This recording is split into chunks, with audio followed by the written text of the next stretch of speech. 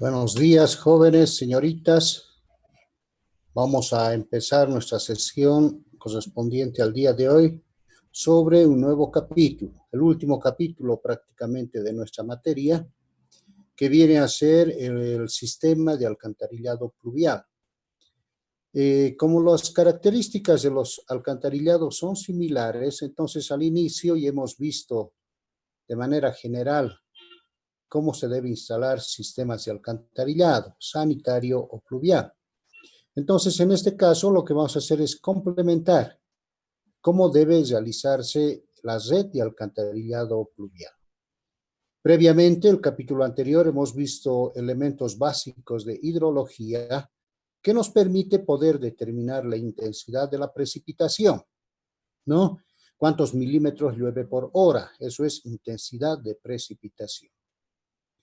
Y luego hemos determinado el caudal que produce la lluvia.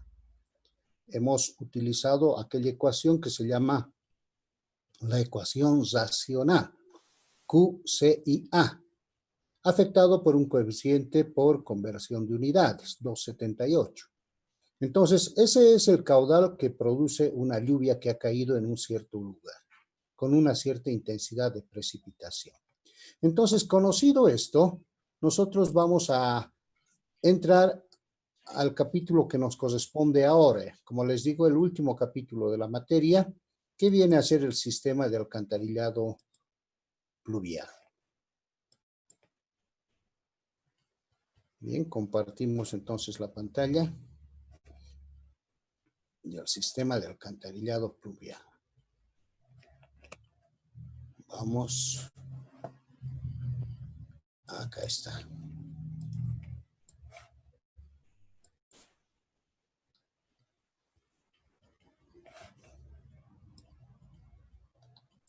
Tenemos el sistema de alcantarillado pluvial, nuestro último capítulo de la segunda parte del capítulo 6. Bien, el sistema de alcantarillado pluvial es un sistema similar al sanitario. Prácticamente es un sistema paralelo al sanitario, donde las aguas colectadas en la red, acá está la red, las aguas colectadas en la red puede ir directamente a la disposición final a través de un conducto. Recuerden ustedes, en el alcantarillado sanitario tenemos previamente un tratamiento de aguas servidas, ¿no? Entonces tenemos todavía una obra hidráulica más. Pero acá, dependiendo de la calidad del agua pluvial, puede ir directamente a la disposición final, al cuerpo de agua. Ahora, si va por lugares donde se está contaminando mucho, entonces sería necesario hacer un pretratamiento antes de vaciar las aguas en la disposición final. Pero normalmente va directamente al río o al almacenamiento. Esa es la pequeña diferencia que existe con el alcantarillado sanitario. Ahora bien, ¿cuáles son los objetivos? Una rápida evacuación de áreas públicas, evitar inundaciones o grandes caudales, evitar paralización de tráfico durante la lluvia. Ese es el objetivo que persigue el sistema de alcantarillado pluvial. Sin embargo, vean ustedes que cuando viene una lluvia de gran intensidad, no se puede evacuar rápidamente las aguas. Rebalsa el sistema de alcantarillado pluvial. A la anterior semana tuvimos ese problema en Santa Cruz, ¿no ves? Se han formado ríos, ya el río ha desbordado, los sistemas de alcantarillado ya no han funcionado. Y a veces en La Paz también sucede eso. ¿Es porque está mal diseñado? No, no está mal diseñado. Solamente que se diseña para lluvias que se presentan cada año, para lluvias muy frecuentes. Cuando viene una lluvia poco frecuente, una lluvia de 50 años, de 40 años, entonces se produce el rebalse. ¿De acuerdo? Eso hay que entender muy bien. Se diseña para lluvias de 1 a 2 años de periodo de retorno. Si viene una lluviecita más fuerte, va a haber rebalse. No porque está mal diseñado, sino porque está diseñado para lluvias de menor intensidad. Bien, entonces el objetivo es ese, para esas lluvias de menor intensidad. El sistema de alcantarillado pluvial podemos considerar que tiene dos componentes, una componente externa y una componente interna, la red misma. La componente externa viene a estar compuesta por lo siguiente. Esto, por ejemplo, no tiene el sanitario, ¿no? Caen las aguas de lluvia en las áreas privadas como públicas, caen las aguas de lluvia y estas son recogidas por la boca de tormenta que está en las esquinas. Debajo de la boca de tormenta tenemos la cámara de conexión. Entonces aquí está la cámara de conexión y su tapa con la boca de tormenta, la rejilla. De esa cámara de conexión hay una tubería que va a la cámara de inspección, o sea, a la cámara de visita, al pozo de visita, la tubería de conexión, esta. Y esta viene a ser la cámara. La cámara, ahí ya está la red, ¿no? De cámara a cámara ya está la red. Entonces hay tres componentes externas. La cámara de conexión, la tubería de conexión y la cámara de inspección que ya es parte de la red. Pero asimismo se va conectando las áreas privadas, o sea, de las casas. Las casas reciben lluvia por sus techos, por sus bajantes, por todo su sistema pluvial y tienen que desembocar en la red pública pluvial. De tal manera que a todo eso lo llamamos la componente externa, el agua que se colecta tanto de los domicilios como de las áreas públicas. Esto es muy importante, ¿no?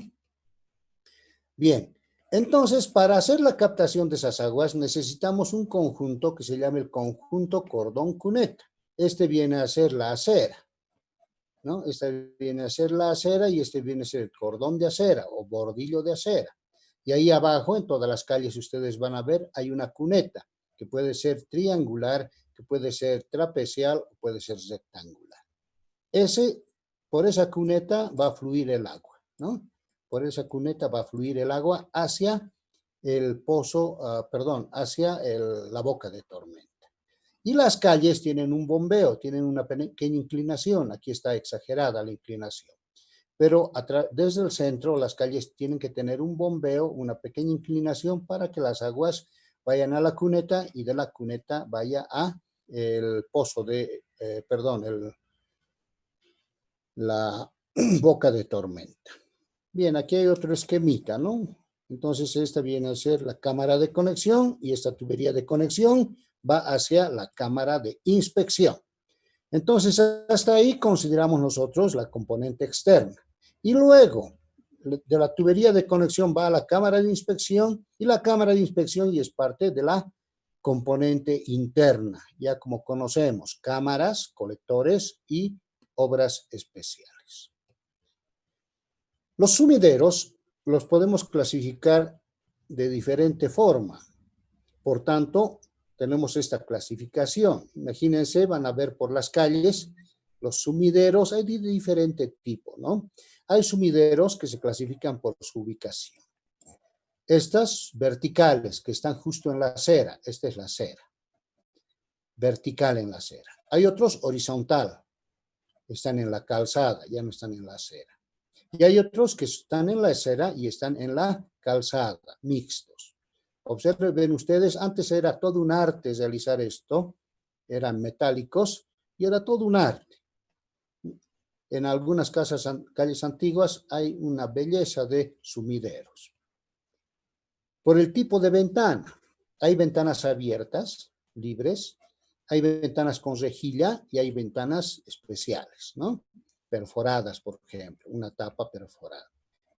Esto evita el paso de material grueso, que puede ir a taponar la boca de tormenta y la cámara de conexión. Por la rejilla, cuando tienes rejilla, la rejilla puede ser longitudinal al flujo. Fíjense, las rejas son longitudinales al flujo. El flujo es en este sentido. Pueden ser transversales al flujo. Está transversal al flujo. O puede ser mixto. longitudinal transversal al flujo. Eso lo van a ver en las calles, en el caso de estas rejillas de calzada. Tenemos la clasificación de los sumideros por el fondo de la cámara. Esto es muy importante, cómo construir los sumideros para evitar que se fluyan olores hacia la calle. A veces uno pasa por un sumidero y está fuerte el olor, ¿no? Entonces es porque seguramente debe tener alguno de estos tipos de sumideros. Este es un sumidero simple. Vean ustedes, el agua llega hasta aquí, va cayendo el agua a través de la cámara, de la boca de tormenta, entre el agua, y el agua va depositándose en el fondo, pero va llevando material grueso.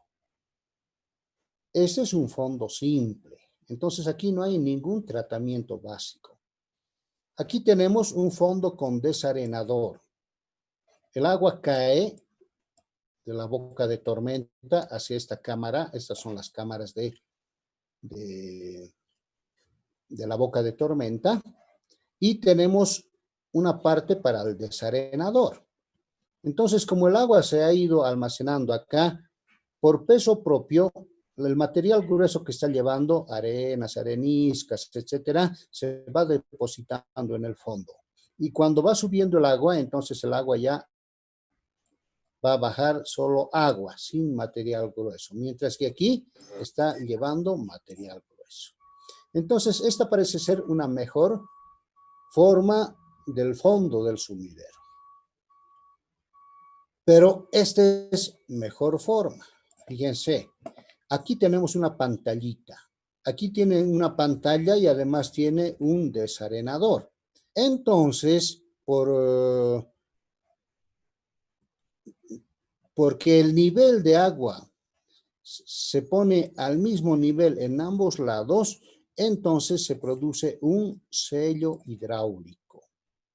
¿Qué significa eso? Que cuando va a entrar el agua a esta cámara, va a empezar a elevarse el nivel de agua al mismo nivel, eso lo sabemos por hidráulica, principios de los vasos comunicantes, y el agua va a salir por acá, ¿no ve? Solo agua, pero no va a permitir el reflujo de aire contaminado, de malos olores. ¿Por qué? Porque aquí hay un sello hidráulico.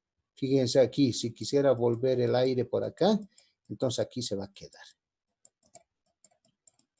No hay un reflujo. Mientras que acá, si hacia adentro se ha producido malos olores, entonces el aire va a ir saliendo hacia afuera. Y es por eso que sentimos en la calle a veces malos olores, porque no está bien elaborado el sumidero, o ya se ha taponado el sumidero. Acá peor todavía, todo el aire aquí que se está produciendo hacia adentro va a ir tranquilamente subiendo y saliendo de la cámara. ¿De acuerdo? Entonces, este es el mejor caso. Un sumidero con fondo, con desarenador, pero también con una pantalla para que produzca el sello hidráulico. Todos nuestros aparatos sanitarios en la casa tienen sello hidráulico. Van a ver ustedes el inodoro, tiene una forma de S, es porque ahí se mantiene el agua. Y eso evita el reflujo de malos olores. A eso se llama sello hidráulico. Por eso nuestro inodoro siempre está con agua, porque se produce este tipo de sello hidráulico. Evita el paso de malos olores. ¿De acuerdo? Entonces, estas son las formas de sumideros con fondo diferente. Ahora bien, la red de alcantarillado pluvial vendría a ser la parte, diremos, más importante, viene a ser la componente interna. La externa ya lo hemos visto, ¿no? Cunetas, todo eso. La interna sería la red de alcantarillado pluvial. Al igual que el sistema sanitario, está compuesto de colectores, pozos de visita y algunas obras complementarias, particularmente obras de limpieza. Entonces hay pequeños sectores donde se puede introducir elementos de limpieza cuando se pueda taponar. Es una red paralela a la sanitaria. El reglamento de la norma boliviana dice que Puede ser que algunos sectores no tengan alcantarillado pluvial, siempre y cuando se diseñe bien la parte de los colectores, ¿no? La parte de los colectores y los sumideros, dice. Pero también mucho mejor si lo hacemos paralelo al sanitario, porque todas las calles hay que captar aguas de lluvia cuando se producen las precipitaciones. Entonces, tiene la misma forma, la red de alcantarillado sanitario y la pluvial. ¿Cómo hacemos? Ya sabemos eso, el trazo de la red. Trazamos los colectores por todas las calles, en el eje central de las vías, de manera similar y paralela al alcantarillado sanitario, por todas las calles. ¿De acuerdo? Entonces realizamos el trazo porque tiene que colectar aguas en todo lugar, aguas de lluvia por todo lugar, de manera similar al sanitario. Y lo vamos a ubicar paralelo. La diferencia son las áreas de aporte de aguas pluviales. Dice, como las tuberías colectan aguas pluviales de toda la región, se debe determinar las superficies que aportan aguas de lluvia a los colectores, incluidas las áreas externas hasta llegar al límite de la cuenca. Noten entonces que esta es la diferencia con el sistema sanitario.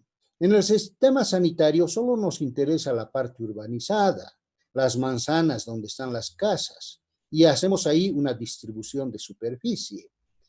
Pero cuando llueve, moja a todos. Entonces, tenemos que considerar también las áreas que están afuera, las áreas de las calles, las áreas que están en la parte externa, los límites de la ciudad, los límites de la población. Entonces, eso es lo que hay que incluir a las áreas de apoyo.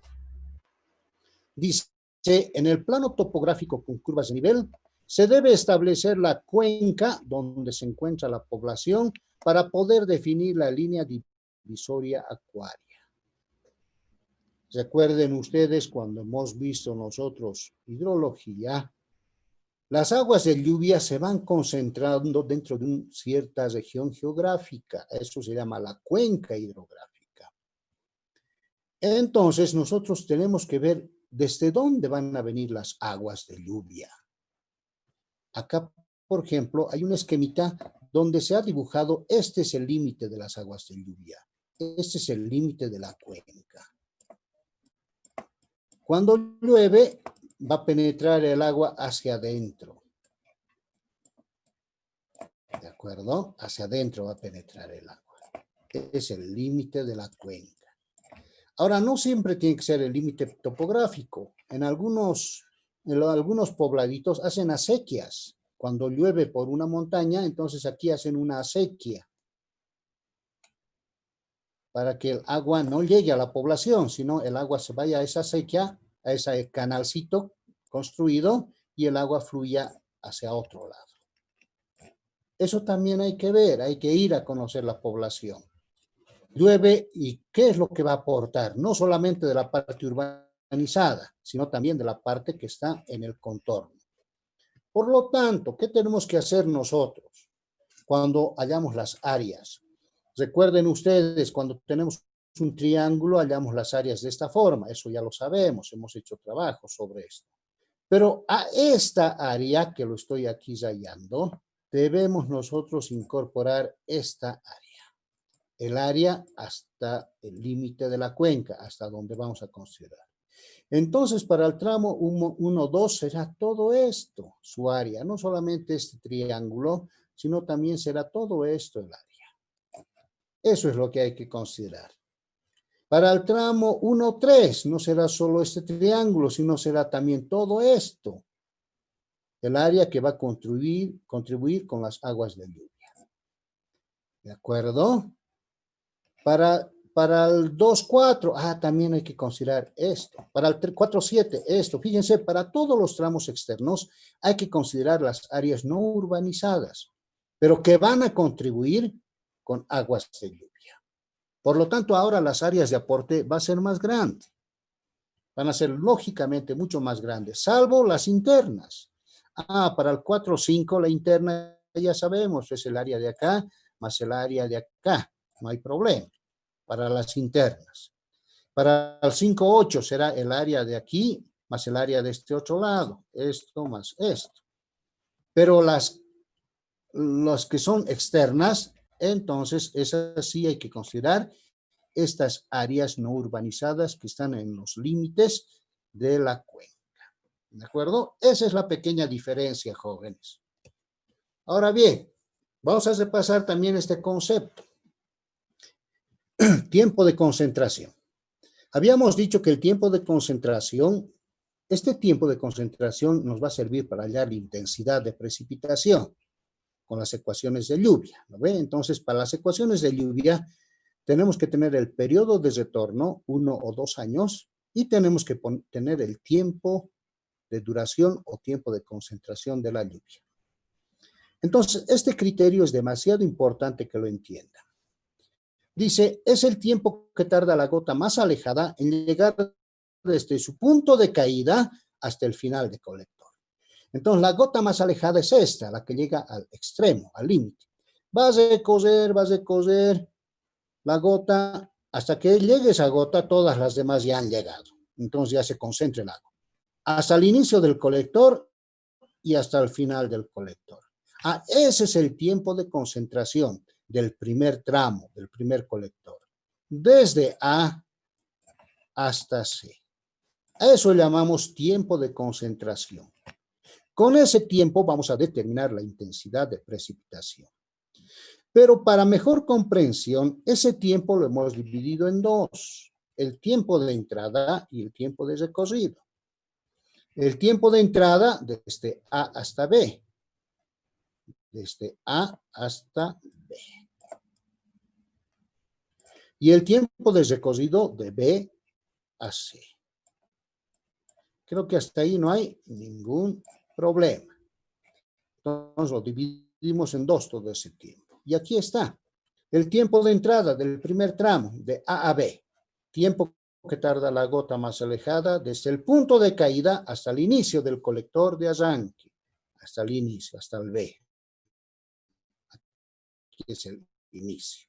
Tiempo A, B. Podemos tomar este criterio. Si la pendiente es muy inclinado, va a llegar rápido, 5 minutos. Si es medio inclinado, 10 minutos. Si es poco inclinado, 20 minutos. Ese es un criterio inicial que es bueno. El reglamento nos da ecuaciones. Podemos adoptar los criterios del reglamento para tener más precisión en este tiempo de entrada. Pero van a ver que calculando con eso nos da igual entre 5 y 20 minutos. Hasta ahí creo que no hay ningún problema. Tiempo de entrada. Y el tiempo de recorrido del primer tramo es el tiempo que tarda la gota en recorrer el colector.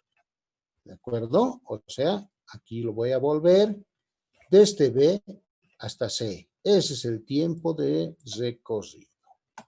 ¿Qué tiempo tarda en recorrer el colector? Eso hacemos con física, considerando velocidad constante, distancia sobre tiempo. La distancia, la longitud, el tiempo de recorrido. Despejamos de ahí el tiempo de recorrido, longitud sobre velocidad. Listo.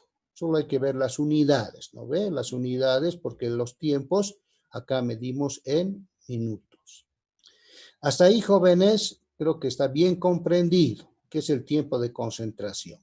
Con ese tiempo vamos a hallar la intensidad. Ahora, ¿qué sucede en un segundo tramo? Esto es lo que tienen que entender. Vamos a calcular el tiempo de concentración para el segundo tramo, ya no para el primer tramo de B a C, sino de C a D. El concepto no va a cambiar. Dice, el tiempo de concentración es el tiempo que tarda la gota más alejada en llegar desde su punto de caída hasta el final del colector. Dice. Esa es la definición general. Hasta el final del colector. Cualquiera sea el colector, el primero, el segundo, el tercero, el 10º colector. Entonces, ¿cómo entendemos? Es el tiempo que tarda la gota más alejada desde su punto de caída, desde A, hasta el final del colector, hasta D. Fíjense la diferencia.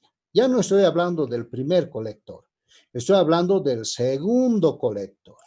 Para el segundo colector, ¿cuál es el tiempo de concentración? Desde donde ha caído la gotita, desde A, viene por acá, entra por acá, recoge el primer colector, recoge el segundo colector, hasta llegar a D. Entonces, el tiempo es desde A hasta D. Vean qué bien hay que conceptualizar los criterios. Totalmente diferente al, voy a recoger, al del primer colector. A del primer colector solo era desde A hasta C, porque estoy analizando el primer colector. Pero del segundo colector será hasta el final del segundo colector. El concepto no cambia. No cambia el concepto, pero hay que aplicarlo bien. Entonces, el tiempo de concentración para el segundo tramo es desde A hasta D. Para un tercer tramo será desde A hasta E, más abajo. Para el otro tramo hasta F y así sucesivamente. Entonces el concepto no cambia, pero la aplicación sí. Ahora nos interesa el tiempo desde A hasta D. Ahora muy bien, otra vez lo divido el tiempo en un tiempo de entrada y en un tiempo de recorrido. Fíjense cuál será el tiempo de entrada ahora para el segundo colector, no para el primero. Para el segundo, desde A, entra hasta C. Ese será el tiempo de entrada para el segundo colector. Desde el punto A hasta el punto C. ¿Por qué? Porque tiempo de entrada es el tiempo hasta el inicio del colector. Entonces, el tiempo que tarda hasta el inicio del colector es hasta el punto C. Ese es el criterio muy importante, jóvenes, cuando hagamos ya el diseño en planilla. El tiempo de entrada, entonces, para el segundo tramo será de A a C. Acá está. Tiempo de entrada. El tiempo que tarda la gota más alejada en llegar desde su punto de caída al inicio del colector analizado. Ese es el concepto, ¿no? Si analizamos el primer colector, al inicio del primer colector. Si analizamos al segundo colector, al inicio del segundo colector. Por tanto, el tiempo de entrada para el segundo colector va a ser el tiempo de entrada del primer colector más el tiempo del recorrido del primer colector. Si ustedes van a ver los dibujitos, es así. El tiempo de entrada para el segundo colector, ¿qué será?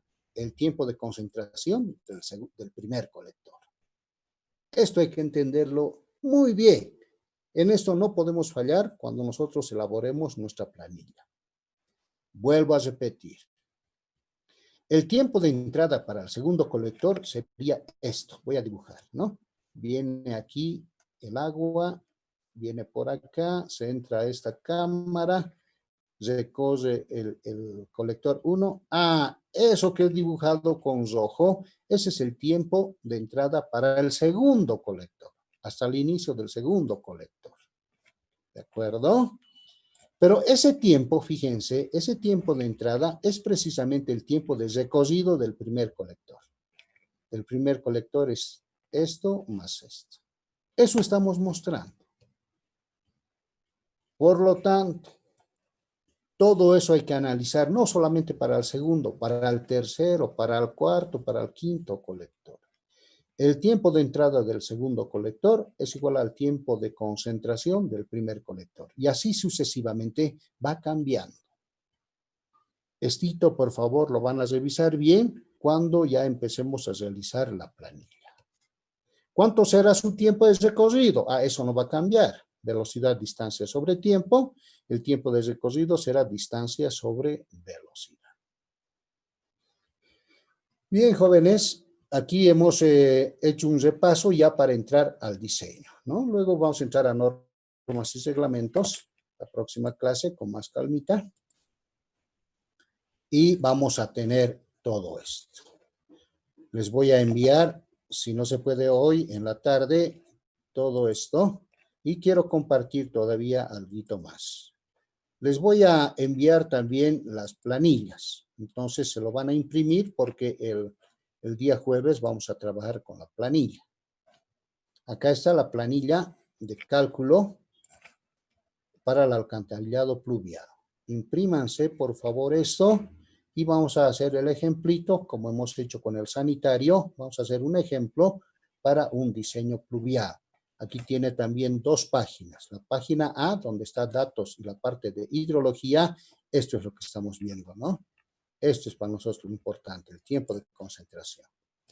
Y la parte pluvial, pendiente, la parte hidráulica y la topografía.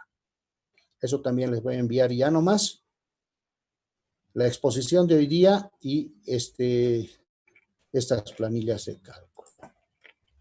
Bien, jóvenes, con eso habíamos acabado esta sesión de introducción a la planilla y el día jueves vamos a hacer el llenado de la planilla de cálculo, que es lo importante. Vamos a tener también una práctica, lógicamente, sobre el llenado de planilla.